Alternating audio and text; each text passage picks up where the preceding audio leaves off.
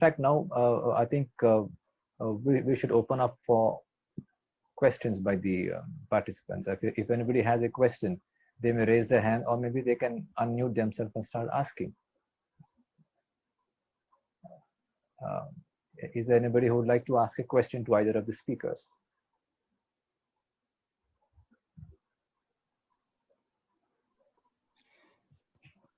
Good morning and good evening, depending on where you are. This is Afsar Ali in Chicago. First of all, thank you very much to the presenters today for a very enlightening presentation by both of the noted speakers. And of course, thanks to Faisal for arranging this. May God bless you all. Thanks.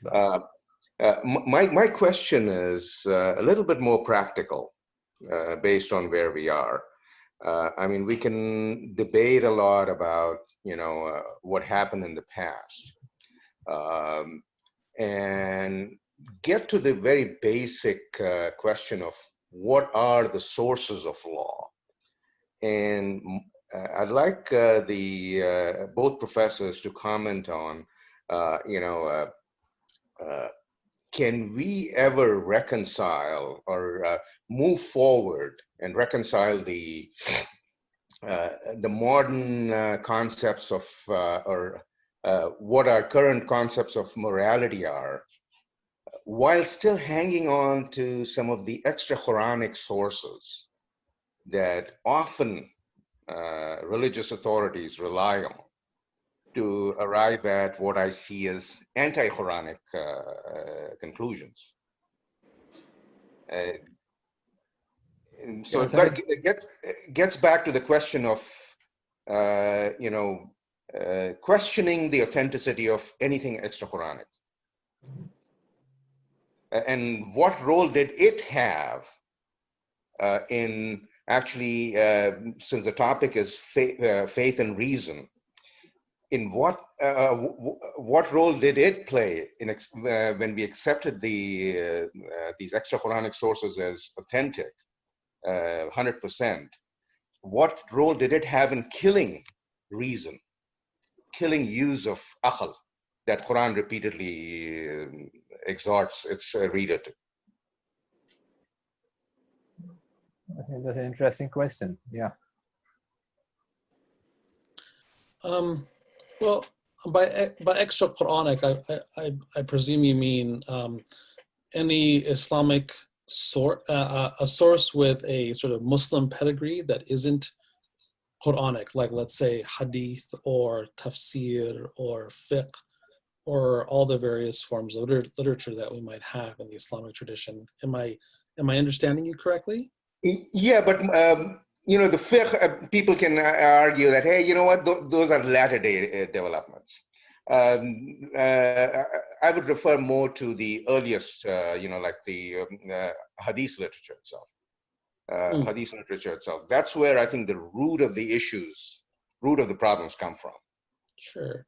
Well, look, I don't pretend to be able to answer that authoritatively. I think that's a question that's been asked for generations. Muhammad Abdul Rashid Ridda in the late 19th, early 20th century been asking these questions in their reformative spirit. And the question has itself its own history. Can Islam be modern?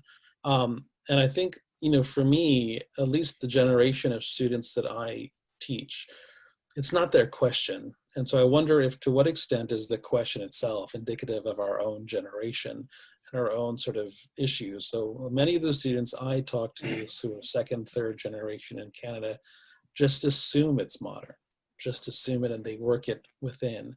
So what I would encourage us to think about is not so much what is it the clerics say or the imam at the mosque says, but rather what are these 18, 19-year-olds on TikTok doing, or what are these 18 and 19-year-old Muslims on Instagram saying about Islam? And what's fascinating is the way in which they've integrated issues of contemporary social media with their own identity, politically and otherwise, as Muslim. And it's in that messiness that I think I take inspiration from. And it's for that reason that I may not have the best answer to your question. I actually think that, first, for myself, when I work on an issue, let's say of Islamic law, I always work backwards. I always work backwards to the Quran, because rarely is the Quran determinative of something. It is not the decider. It is not the thing that puts the issue into question. It is the last thing that comes into the analysis that, in a sense, seals the argument, seals the deal. And so for me, it's hard to speak to your question in the abstract, but rather I think we need to get very specific and very particular, issue by issue, and then see how each one is analyzed. As a historian of Islamic law, my job is to unpack these arguments. For every argument, there's always a starting place, which is always a contemporary-like problem, and we can define contemporary in whatever time period we're in. And there's a backward analysis towards the Hadith and the Quran, all of which are always selective. So the issue isn't, do we get rid of the Hadith? Do we simply have a better, robust understanding of the Quran? Rather is, what are the range of Hadiths that were ignored in any given issue? And knowing, of course, that the entire thing is a game. I don't mean game in a negative way or a facetious way, but it's a game with rules. And those rules can be played with a lot of discretion. And so the challenge, and we see this now, for instance, with the Taliban, right? Let's take the intra-Afghan negotiations.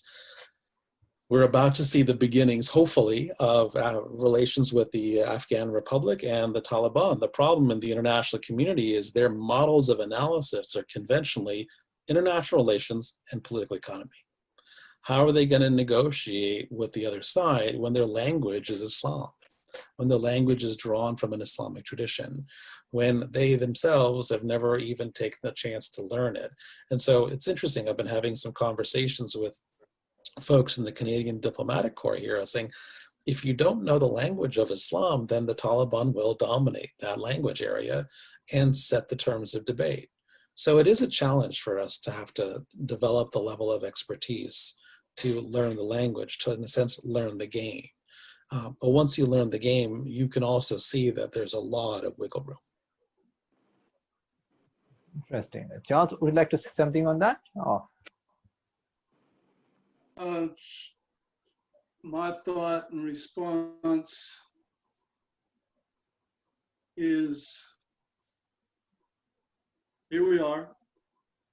We have to start with today. We are here living. We have to live. We have to make decisions about our lives right now in this world. And preferably, I would like to think that all of us as humans together want to try to achieve peace and mutual coexistence and as much health and prosperity and benefit. That might raise an epistemological question about how we define those terms and what we conceive of as achieving those ideals, but I'll at least start there for now. And from that starting point, I start, people sometimes ask me, what faith, religion are you, etc. I teach a lot on religion in my classes. I do religious cultural history and identity and interrelations in that history. And my answer is, I'm human. I start from the fundamental human premise that I'm human, that I presume all of us that are here today consider ourselves human first and foremost, which is an assertion and affirmation of our shared common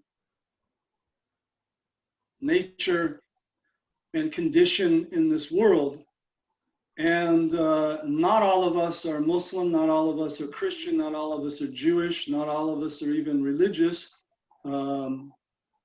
in that sense, and yet here we are in the human world all together. And how are we going to live together in this, which goes back to my, three constructs of conflict, conversion, or coexistence in that way. But from that point, I would go to the Universal Declaration of Human Rights. I again understand that there are major problems with the origins, with the formulation, It's a new document in process. And then you have the OIC's Declaration of Human Rights, Islamic Declaration of Human Rights.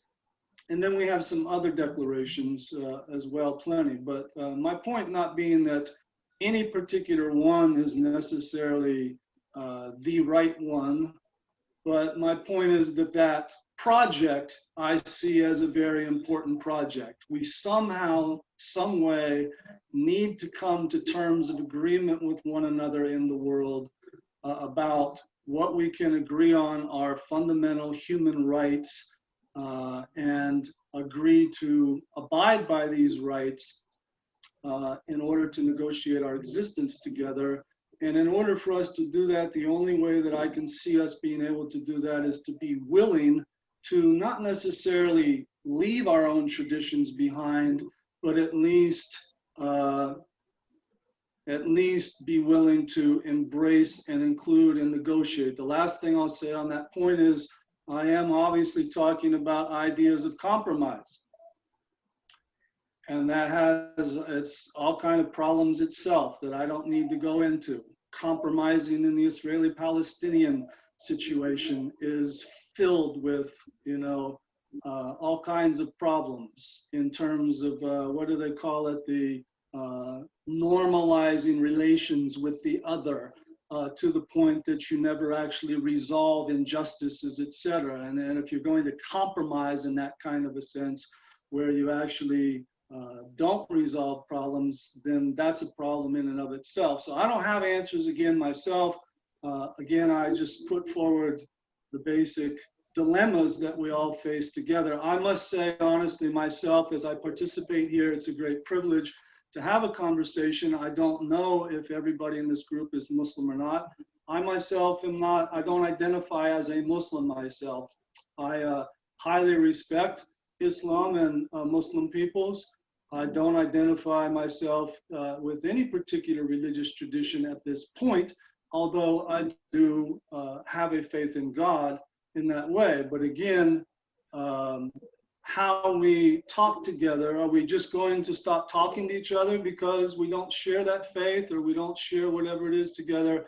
And if we do, then how are we going to work out our lives together in the world? Which again, I say I'm very thankful to have this kind of a conversation together Yes. about these crucial issues. Thank you for saying that, Charles. And perhaps somebody may have a follow-up question on that. They can raise their hands or Yeah. they can unmute themselves. Yeah, I am Muhammad Wajiuddin from Mumbai. Can you hear me? Yes, go ahead. Yeah. Your voice is Fascinating breaking. talks, and as a student of history, Your voice is breaking. okay, so is it okay now? Yeah. Please go ahead. Is it okay now? Yeah, yes, go ahead. Yes. So as a student of history, as a student of history, I am specifically interested in the concept of dhimmi. And as Charles told us, that the concept of dhimmi is not essentially Islamic, but it's a pre-Islamic. And the prophets and those who sort of formalized the Islamic laws, they got it from the other traditions, Sassanids and others. So here in India, if we talk about Indian and subcontinent, India, Pakistan, Bangladesh, which were the one country before 1947. Here, this issue has been talked a lot, and this is also a point of controversy, where those who are trying to have a Mediterranean domination in this country, in India, they keep saying that some Muslim emperors, they brought in this jizya tax. They imposed jizya tax on the non-Muslims, that means Hindus, and they were not fair to the Hindus, who were in my majority in India. Now that the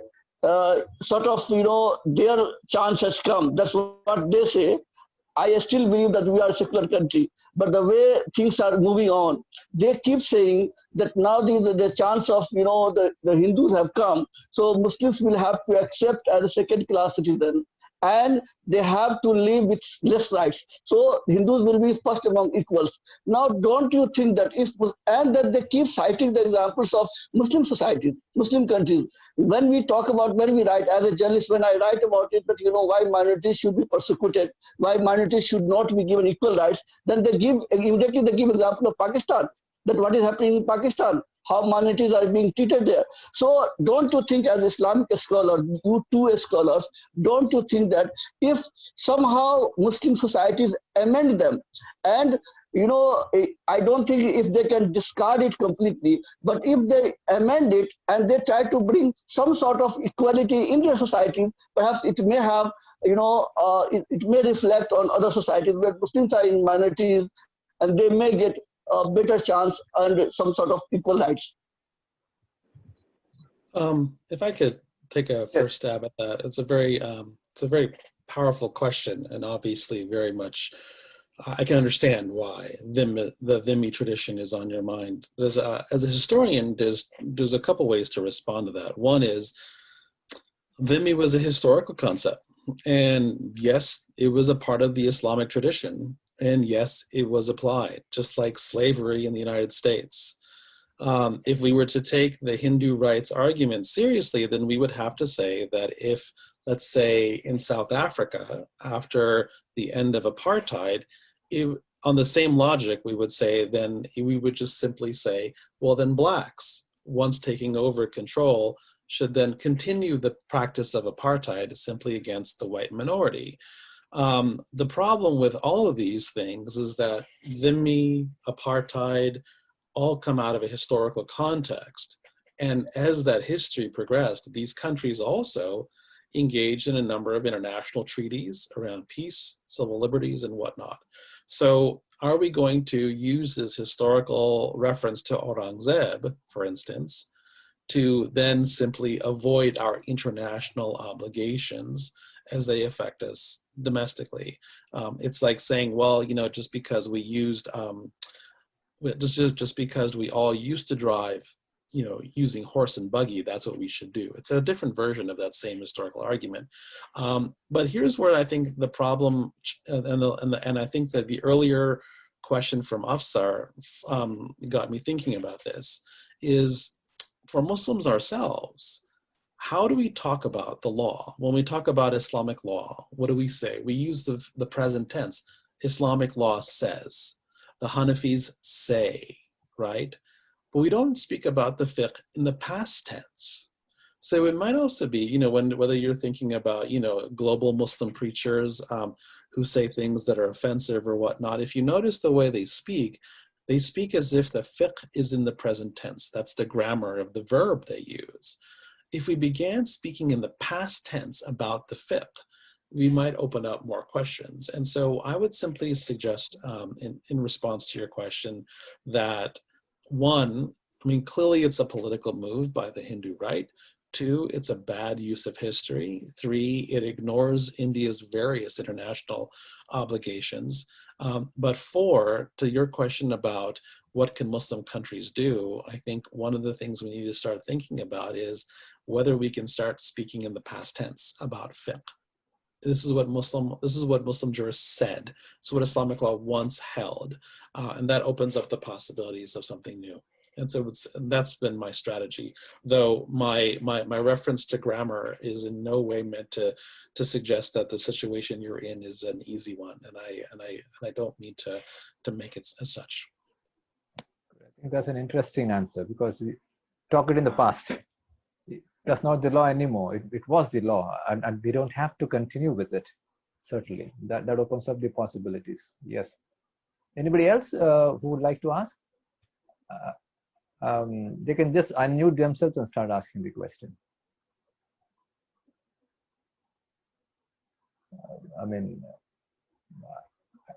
I know there are quite a few lawyers here. Zafrullah, you have any question? You can unmute yourself and ask, your mic is on mute. I can see that. Or anybody else.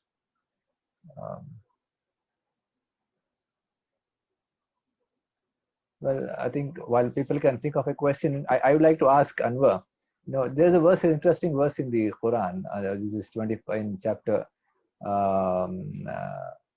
25, it is Furqan. It talks about, وَالَّذِينَ إِذَا ذُكِّرُوا بِآيَاتِ رَبِّهِمْ لَمْ يَخِرُّوا عَلَيْهَا صُمًّا وَعُمْيَانًا.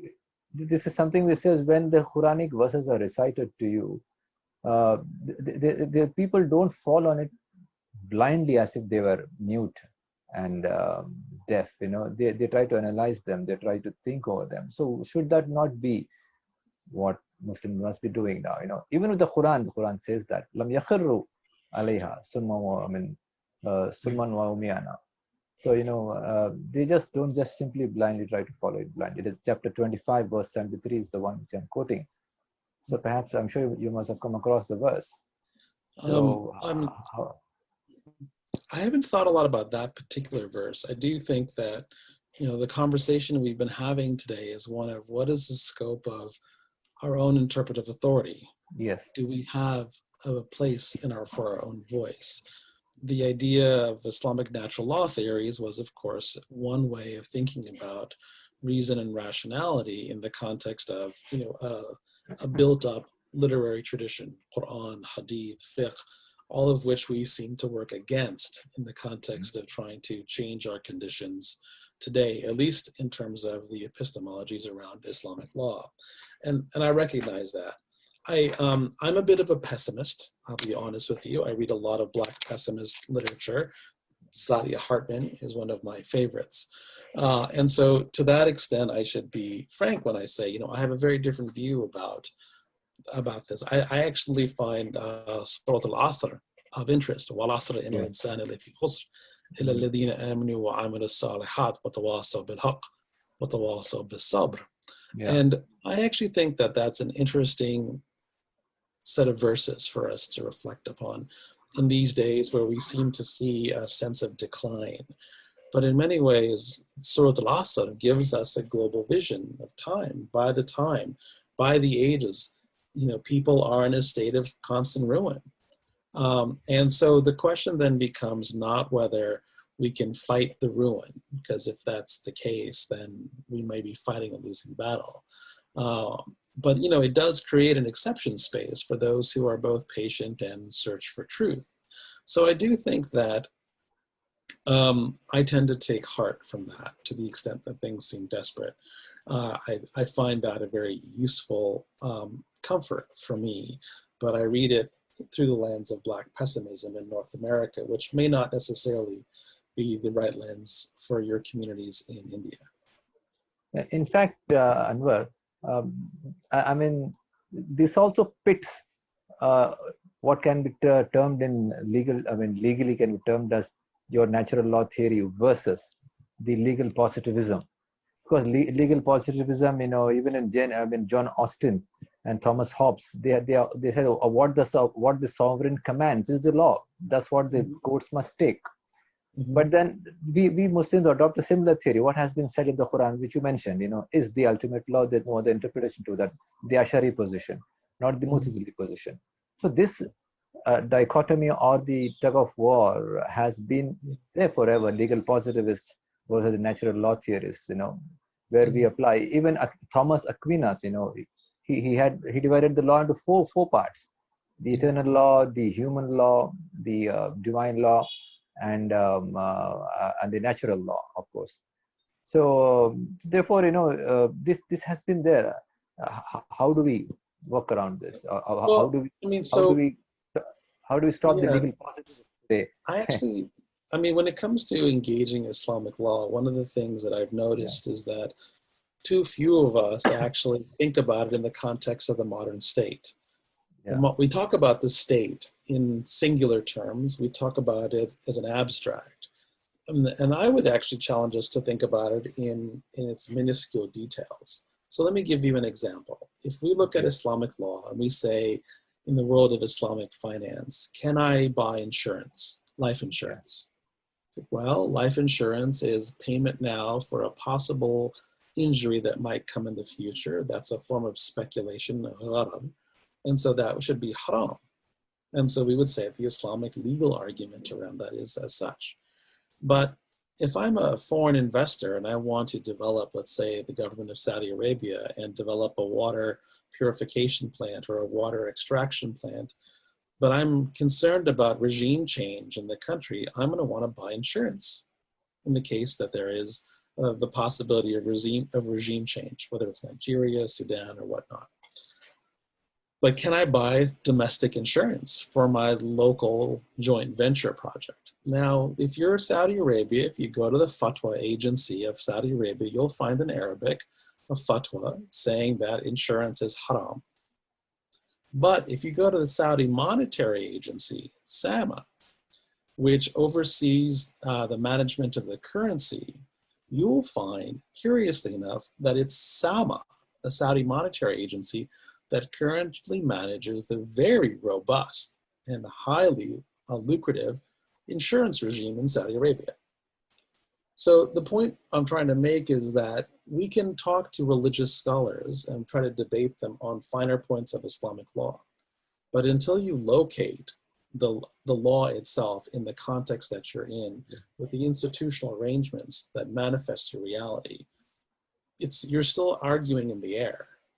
But if you begin to really locate it within the institutional infrastructure of the state, then you begin to be able to say, well, okay, Mr. Alim, you say that insurance is unlawful, but I live in India and we want to engage in a number of global transactions, and the World Trade Organization has all of its requirements upon my state, which then has requirements upon me.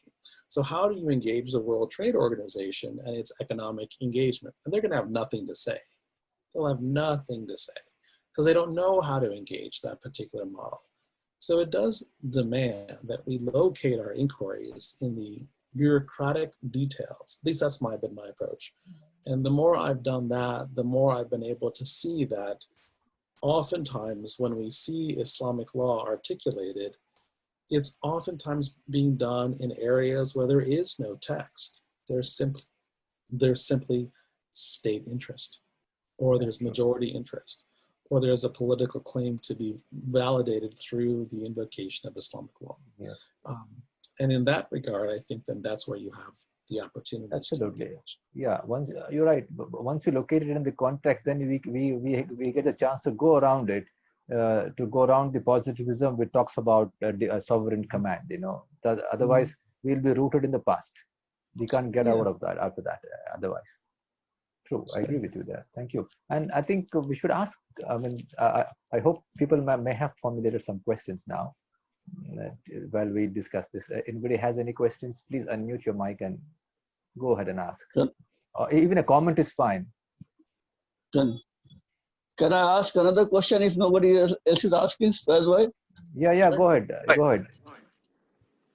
Okay, so a lot of people, those who, when we see Islamophobia everywhere, one of the sources of Islamophobia comes from the Muslims' tendency to, suppress others. This is one of the allegations. They say that whenever you allow Muslims to come in power, they will become intolerant, they will persecute minorities, and they will not be fair. They give the example of Taliban, or for that matter, Hamas, or Muslim Brotherhood. Even in Pakistan, I will give you one example, recent example. In Pakistan, there was a popular actor and actress. I mean, both are actors. So they had a shoot of a video of a song over a song in a mosque. Now they had a sequence of dance also. It's a very popular mosque in Lahore. Now immediately the news came out. All the mullahs and the clerics, they came out with they were kind of so angry that how could this be allowed? Even if the actors they sort of apologized that they're sorry, we will not do it in the future. We didn't know and all that. This was the kind of sequence we wanted to say. So they give such kind of examples that here, if you allow them to come into power, they will be intolerant. They will be bringing Sharia law, which they consider is not just. So it's better that you don't allow them to be in power. So is it any method that even if Muslims come in power, they should be just, they should be tolerant, they should be equal to everyone. Anwar. Sure, yeah. So I think the first thing we need to do is, on the word tolerance, right? So Wendy Brown, her regulating aversion was very influential for me. And she says, look, this language of tolerance hides the power dynamics. In order to be tolerant, you have to have the power over those whose behavior you don't like. To say, we will or we will not allow you to continue to do that. So immediately, tolerance is already a majoritarian argument. It's a majoritarian privileged argument, which means that in the case of worrying about Muslims, are they in the minority? Are they in the majority? If we think about Muslims coming to power like the Taliban and so on and so forth. So we need to think about tolerance as hiding the power dynamics of governance. But second, the argument assumes that Muslims are uniquely intolerant as opposed to all other possible groups. And then the question then becomes, well, are they really uniquely intolerant? And I think we could simply say, well, you know, the knee-jerk reaction to say, no, we're not intolerant. I would actually say, no, we are. We're intolerant just like everyone else. And that's, you know, it's a counterintuitive argument, but say everyone else is equally intolerant because everyone regulates minorities. Muslims have done it, the Hindu majority does it, Pakistan does it, and so on and so forth. Now, why are the mullahs in Pakistan upset? Because they don't like the government that much to begin with, right? And the government is seen as ineffective, far too secular, too cozy with the Americans. The mullahs are out of power, and they know it, and this is the only thing they can say, right? Because they have some sort of cultural cachet, but that's all, right? And even their CCI, their Council of Islamic Ideology, right? It only has advisory authority. It doesn't decide matters like the Guardian Council of Iran. So the mullahs know that they're not really in power and they're mad. And that's really it. But I would simply say, one, who's in power and who's not? If we make space for Muslims, are they a majority that we need to worry about? And even then, even if they are, is their intolerance any different than any other? I would argue there's no difference. We just have different categories, a different language in the Islamic tradition that gets used. But today's modern state has its own corollaries. I understand. Any other question?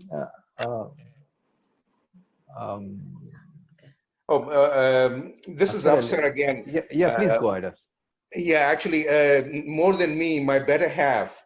Yes. She's been listening also, Aisha, and she wanted to ask a question. Please ask her to come. Please ask her.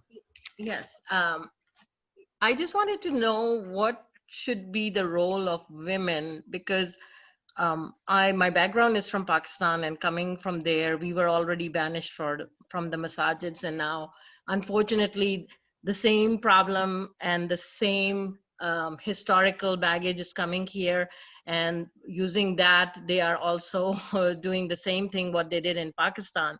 So what, should be the role of women moving ahead, taking all this knowledge without being called as a feminist? How should we move to make a space so that the future of religion includes women equally as partners, and not only in the masajids, but also in the books and the research that is being done, that they also have a voice in this?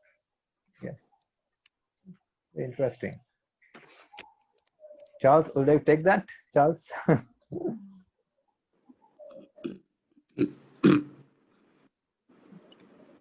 I would say that, yes. Of course, there's a lot of important work being done on women in Islam historically. I'm a historian, pointing to Let's go back in 2 minutes. Examples. I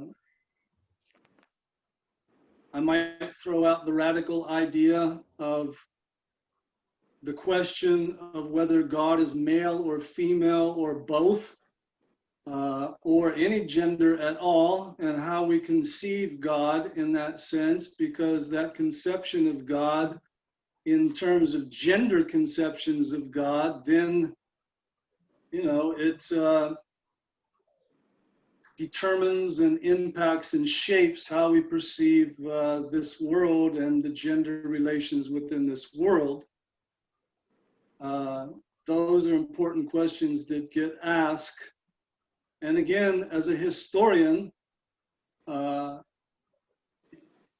we are the ones who have to make decisions about our lives today in this history, drawing off of all of the wealth of our past heritage from all of the different sources, Islamic and non-Islamic, the world heritage that we have, and sifting through that in terms of what we consider helpful and what we consider, you know, not so helpful on those lines.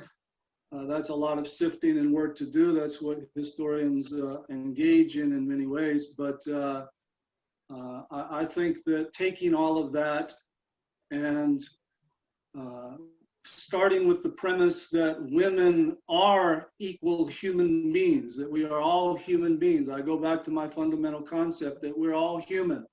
And there is no evidence to support the idea that women have inferior intellects, that women are inferior in any kind of leadership roles. In fact, there's evidence to support, in some cases, that women have done better jobs than men in handling the coronavirus situation. When you look at the women heads of states versus male heads of states in the current coronavirus, and in other things historically, to see again that there are no good reasons beyond, and here we get into the confronting maybe our theologies and our theologies of history, and I'll just piggyback off what Anvar has said about let's speak in terms of the past. They said, not they say, but they said, and then open up the possibilities of how we might reinterpret in our new context to move ahead. Yeah, I really appreciated your response, both yours as well as Professor Anvar's as well. You know, using past tense for that, and I find that very much consistent with what the Quran says. Quran says, those in the past, they are gone. You will not be asked about them, and they will not be asked about you. All that points to literally what the Quran says, what you just said. It's very consistent with the Quran, and it keeps exhorting its readers to pull away from traditionalism. There's nothing wrong with traditions, but everything wrong with traditionalism, and that's what unfortunately a lot of the Muslims are deep into, and I think that is at the root of the issues. That I would say go back to the argument that was initially presented, the arguments between the rationalists and the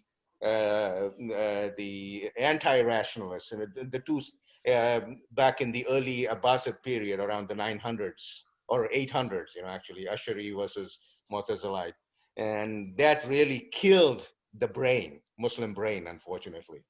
And it takes centuries for actually the final effects to show. When the Muslims were thinking openly, you know, in religious matters as well as other matters, they were at the forefront of technology. But progressively, when the anti-rationalist forces took over, it was all downhill from there, unfortunately. And anti-reason.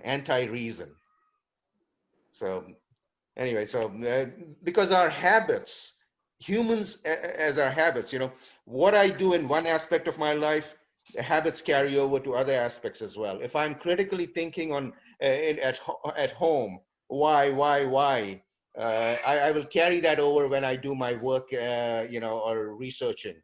On the other hand, if I'm shackling my brain I will not likely carry that same. I will carry that same approach over to my work as well, and that's what's happened. Killing the Muslim brain. So just three quick, sorry, Amber, just three quick comments is, again, defining revelation in a broader, more inclusive sense, I suggest, which goes back to Anver's, natural theology, etc., to open up avenues of revelation beyond just the Quran.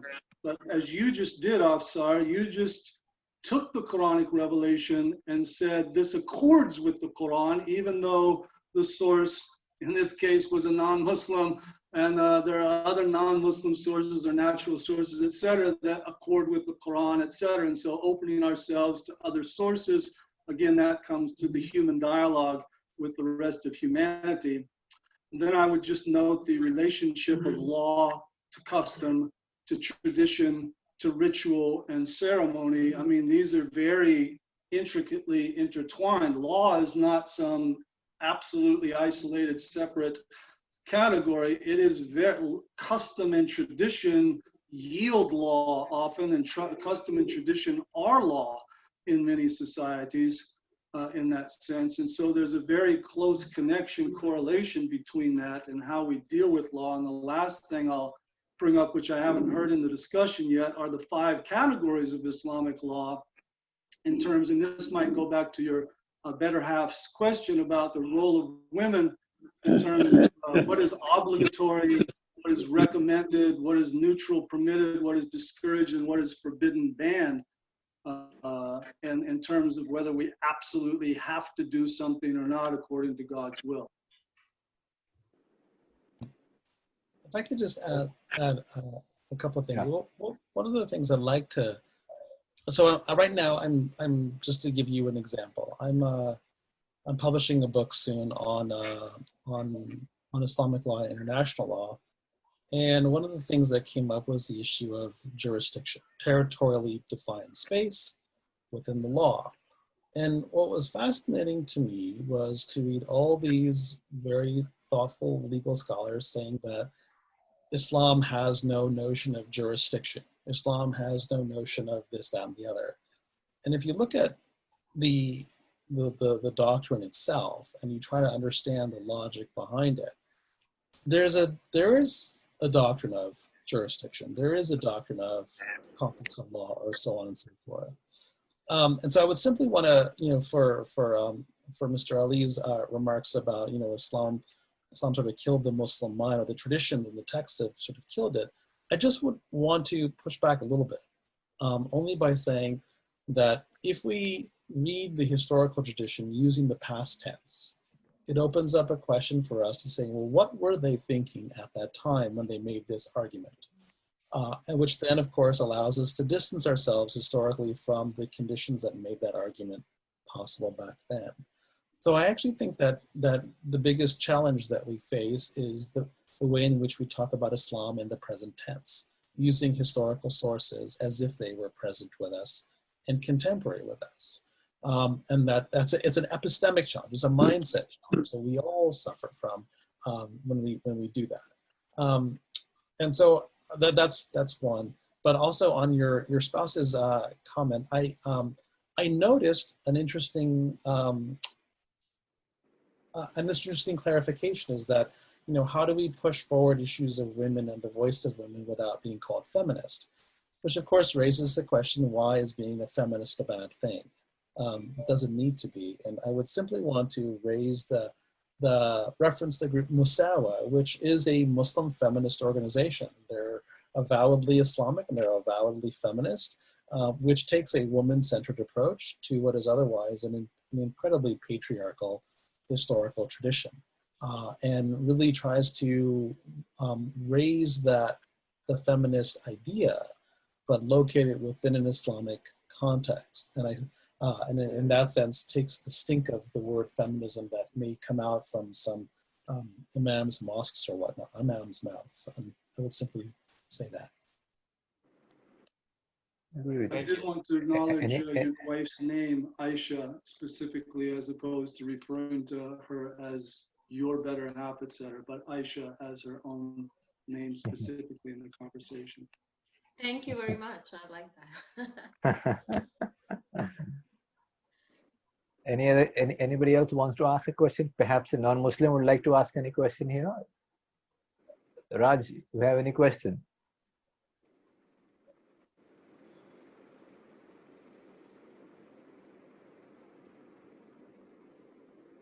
I don't think Raj has any question. So yeah, Raj is unmuted. Go ahead, Raj. So much. I didn't have any question. It was fantastic. At least you can comment on the discussion. Yeah. Your voice is breaking, Raj. Yeah. We can't hear you, Raj. Raj, you'll have to come maybe near a Wi-Fi source, perhaps. You know. No, Faizur, I was just saying that, fantastic seminar. I didn't have a question. I just wanted to congratulate. It's a terrific discussion. Thank you so much. Yeah, it has been a wonderful discussion so far, no doubt about that. So I think we are approaching 9 p.m. in India now. So it must also be getting late. If it's getting late for Anver and Charles, would you like to end it here? Because in any case, there are no further questions from the audience.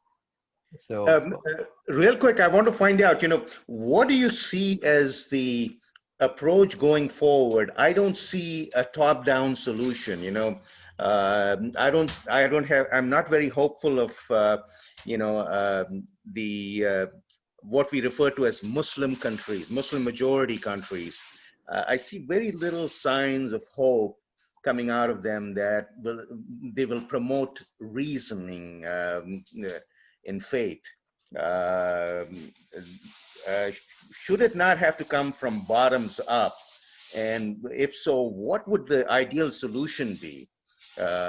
Bottom up, ground solution coming from the ground, the people, the common man, the common Abdullah, the common Amina on the street. What would the solution be for coming out of this lack of critical thinking that you see so rampant in the Muslim world? So at least for me, I think the real question for me as a historian, so I'm not a politician, I'm not a popular actor or a civil protester, but the notion of top down, bottom up, as you phrased it, sounds very political to me, and I'm not really able to speak to that politics.